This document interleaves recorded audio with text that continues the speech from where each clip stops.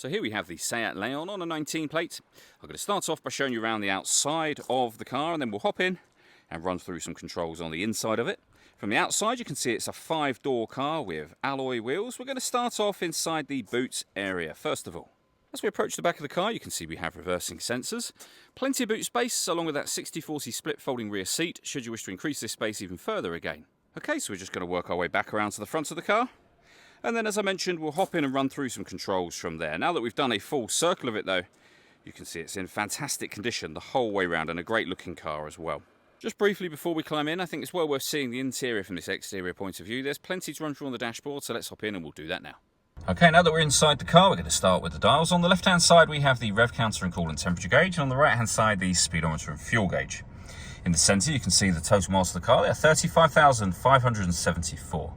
Above that we have our trip computer. You can change the information that's displayed there. So we're on the driving data menu at the moment. You can, for example, have a digital readout for the speedometer. There are other menus available to you, of course, and you can see me cycling through those now. The buttons I was using to do that are just here on the right hand side of the steering wheel. Over on the left hand side we have stereo controls. We have our cruise control on the stalk just here, and in the centre the main stereo system for the car. All touchscreen. You have a couple of physical buttons to take you to menus and what have you, but essentially it's all touchscreen. You'll see we have DAB, FM and AM radio. If you want to listen to your own music, you go in under the media heading and then source, and you can see the different ways you can listen to music there. And they include Bluetooth audio, so once you've paired your phone, you'll be able to make and receive phone calls and stream your music wirelessly as well. That is done by pairing the telephone under the telephone heading just here. We have satellite navigation as well. Nice clear colour display, as you can see. Very easy system to use. And this car's also got a visual guide for the parking sensors, as you can see. Working our way down, we have the air conditioning. Before we come to that, we can turn our parking sensors on and off from here. Hazard warning lights. This button turns off the stop and start. This vehicle is designed to cut out when it's stationary in traffic, which in turn will save you fuel. The system is off when that light shows.